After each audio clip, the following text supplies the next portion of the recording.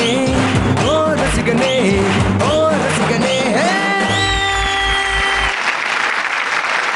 வணக்கம் அன்பு நெஞ்சங்களே.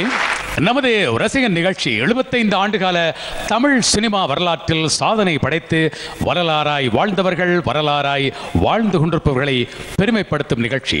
ஒரு சிகரத்தை கருப்பொருளாய் கொண்ட நிகழ்ச்சி தொடராய் அமைகிறது. ஆம், டாக்டர் கலைஞர் அவர்களே இன்றும் இந்த நிகழ்ச்சியின் நாயகன்.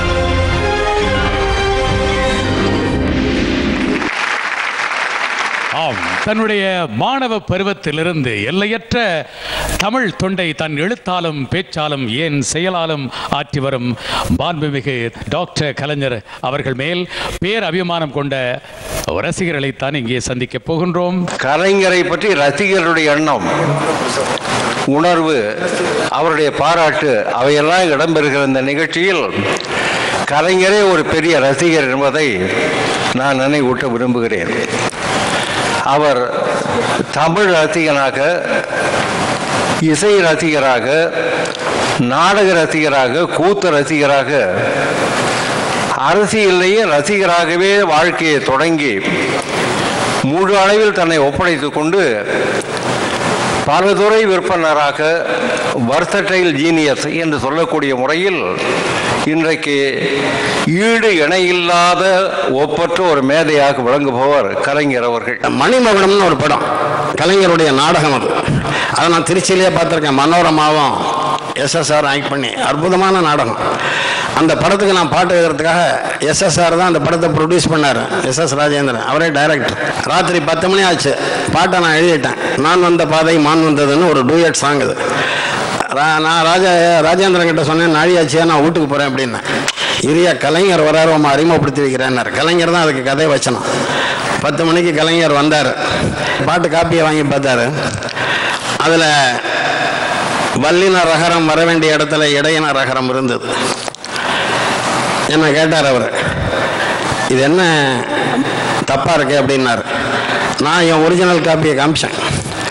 இதை பாருங்க, நான் கரெக்டாக தான் எழுதியிருக்கேன், காப்பி எடுத்த அசிஸ்டன்ட் டைரக்டர் தான் தப்பாக எடுத்துட்டார். அப்போ கலைஞர் சொன்னார், அவர் காப்பி எடுத்தாலும் நீங்கள் வாங்கி பார்க்க வேணாமா, இல்லைன்னா வல்லினம் மெல்லினம் தெரியாத புல்லினம்னு வாலியை நினச்சிட மாட்டாங்களேன்னார். அதாவது இதை எதற்காக சொல்கிறேன் என்றால், என்னுடைய வளர்ச்சியில் ஒவ்வொரு காலகட்டத்திலும் அவருடைய பங்கு இருக்கிறது. அவர் மீது கொண்ட பற்று பாசம் காரணமாக நமது அன்பான அழைப்பை ஏற்று சிறப்பு விருந்தினர்களாக, சிறப்பு அதிதிகளாக இவர்கள் வருகின்றிருக்கின்றார்கள். இங்கே திரைத்துறை கலைஞர் என்ற அணி, பொது வாழ்வில் கலைஞர் என்ற அணி, கவிஞர் கலைஞர் என்ற அணி, இலக்கியவாதி கலைஞர் என்ற அணி. முதலில் திரைத்துறை அணியில் எல்லோரும் அறிந்த எங்கள் அன்புக்கும் பேரபிமானத்துக்கும் உரிய இயக்குனர், இன்றும் சளைக்காமல் கலைப்பணியாற்றி வரும் உங்கள் நண்பர், எங்கள் அன்பர் கே பாக்யராஜ் அவர்கள். அவரை அடுத்து எங்கள் மண்ணுக்கும் சொந்தமானவர் தான் இவர். ஆகவே அவரை உரிமையோடு அன்பு சகோதரர் என்று அழைக்கலாம். 52 படங்களை இயக்கிய சாதனையாளர் இயக்குனர் திரு வி.சி. குகநாதன் அவர்கள். இங்கே பொது வாழ்வில் கலைஞர் என்ற அணியில் பொது வாழ்வில் தன்னை இணைத்துக் கொண்டு ஒரு பெருமைக்குரிய பதவியில் வீற்றிருப்பவர். தேனி மாவட்டம் கூடலூர் இவருடைய பிறந்தகம். மாணவ பருவத்திலேயே ஹிந்தி எதிர்ப்பு போராட்டத்தில் கலந்து கொண்டவர். அரசியலையும் இலக்கியத்தையும் சம அளவில் நேசிக்கக்கூடிய திரு கம்பம் செல்வேந்திரன் அவர்கள். அதனை அடுத்து தமிழ் திரையுலகில் எல்லோரும் மதித்து போற்றக்கூடிய அனுபவ முதிர்ச்சி கண்ட ஒரு முன்னோடி எழுத்தாளர், எங்கள் மதிப்புக்குரிய திரைத்துறை எழுத்தாளர் ஆரூர் தாஸ் அவர்கள். கவிஞர் கலைஞர் என்ற அணியில் இளைய தலைமுறை கவிஞர் ஒருவர், காரைக்குடி தந்த முத்தான கவிஞர் இவர், எங்கள் அன்புக்குரிய கவிஞர் பழனி பாரதி அவர்கள். நிறைவாக கவிஞர் கலைஞர் அணியிலே பெண்ணியத்துக்காக போராடும் ஒரு பெண் கவிஞர், அமெரிக்கா, ஜெர்மனி, பாகிஸ்தான், இலங்கை போன்ற நாடுகளுக்கெல்லாம் பறந்து சென்ற தமிழ் மனம் பரப்பிய பெருமைக்குரிய கவிஞர் சல்மா அவர்கள். அதனையடுத்து இலக்கியவாதி கலைஞர் என்ற அணியிலே ஒரு மூத்த தொழிற்சங்கவாதி, இதழியல்வாதி என்று கூட அவரை குறிப்பிடலாம். 2 துறைகளிலும் முத்திரை பதித்தவர் இரா ஜவஹர் அவர்கள். அவரை அடுத்து கவிஞர் நெல்லை ஜெயந்தா அவர்கள். அடுத்து 1953ஆம் ஆண்டில் எங்கள் மாண்புமிகு டாக்டர் கலைஞர் அவர்கள் இயற்றிய பாடல் ஒன்று, நாம் என்ற திரைப்படத்துக்காக இசை சித்தராய் வாழ்ந்து மறைந்த CS ஜெயராமன் இசையில் அவர் இயற்றிய பாடல். இந்த பாடல் இருவேறு கட்டங்களில் இடம்பெறும், இருவேறு உணர்வுகளை பிரதிபலிக்கும் பாடல். ஒன்று சோகம், ஒன்று மகிழ்ச்சி, இரண்டுக்கும் 2 விதமான மெட்டுக்களை அமைத்திருப்பார் CS ஜெயராமன் அவர்கள். மகிழ்ச்சிகரமான பாடல் தான் இங்கே ஒலிக்கப் போகிறது. அந்த பாடல் ஜோடி குரலாய் ஒலிக்கும் பாடலை அன்று பாடியவர்கள் இசை தம்பதிகளாய் வாழ்ந்து மறைந்த AM ராஜா அவர்களும் ஷிக்கி அவர்களும். இந்த மேடையிலே AM ராஜா அவர்களை தன்னுடைய மானசீக குருவாய் கொண்டு பல மேடைகளில் அவர் குரல் சாயலிலே பாடி வரும் CA ராஜா அவரோடு இணைந்து பாட எங்கள் இதயம் கவர்ந்த ஒரு பாடகி, குயிலின் குரலுக்கு வயதாவதில்லை என்பார்கள். இங்கே BS சசிரேகா அவர்கள் இன்றும் அதே இனிமை குரலோடு பல 100 பாடல்களை பல மொழிகளில் பாடியவர் நமது அன்பான அழைப்பை ஏற்று இங்கே இருந்திருக்கின்றார்.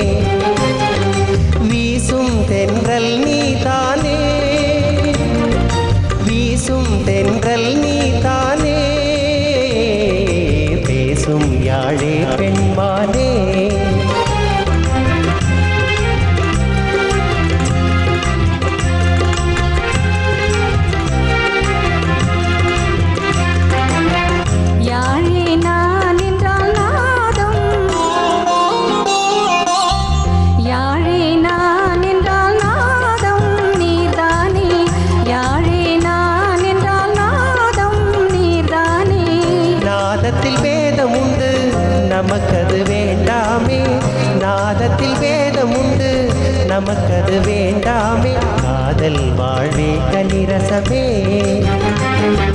காதல் வாழ்வே கனிரசமே மாதர் மரவர் உல்லாசமே காதல் வாழ்வே கனிரசமே மாதர் மரவர் உல்லாசமே காதல் வாழ்வே கனிரசமே.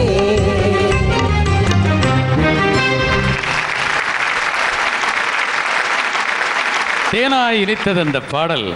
எங்கள் அன்புக்குரிய சகோதரி B.S. சசிரேகா அவர்கள் அன்று அவருடைய காலம் ஆரம்பமாவதற்கு முன்பு அவரை பாட தூண்டிய பாடகிகளில் ஒருவர் ஜிக்கி அவர்களின் பாடலை ரசித்து பாடினார். C. ராஜா அவர்கள் பாடிய பாங்கை கேட்கும்போது ராஜா குடும்பத்தினர் இந்த நிகழ்ச்சியை பார்த்து கொண்டிருந்தால் நிச்சயம் மகிழ்ச்சி அடைவார்கள். இருவருக்கும் உங்கள் நன்றி.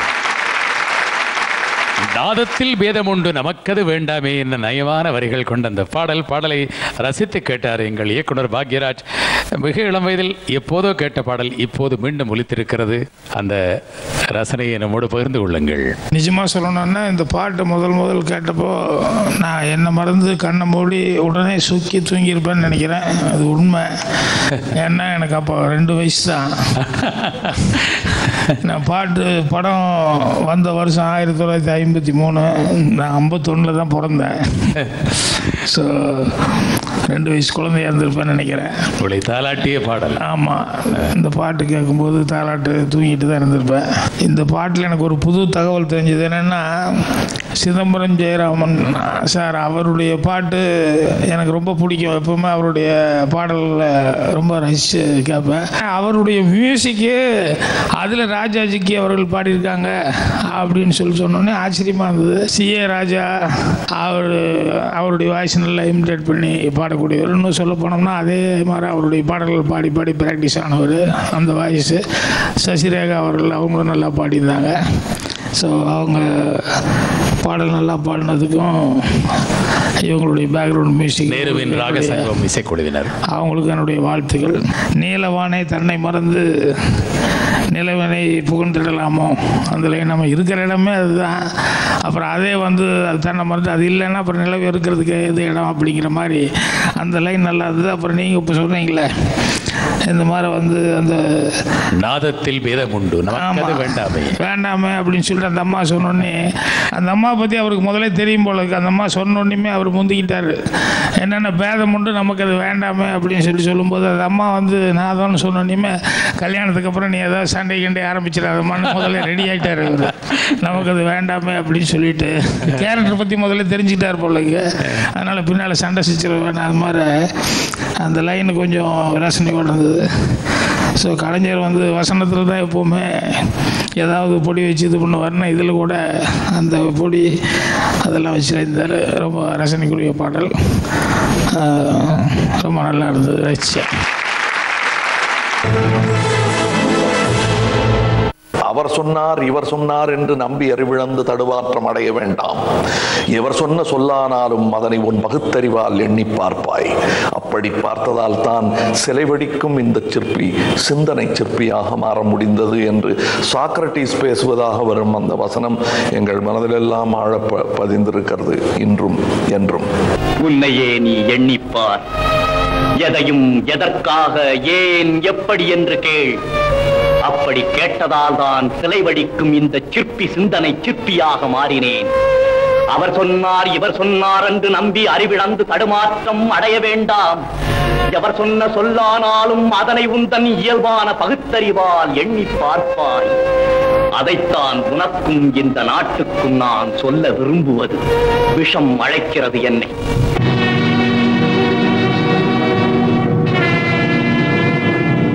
இந்த கிழவன் கிரேக்க நாட்டு இளைஞர்களை கெடுத்ததாக யாராவது உண்மையாக உளமாற நினைத்தால் அவர்கள் என்னை மன்னிக்கட்டும், அவர்கள் என்னை மன்னிக்கட்டும்.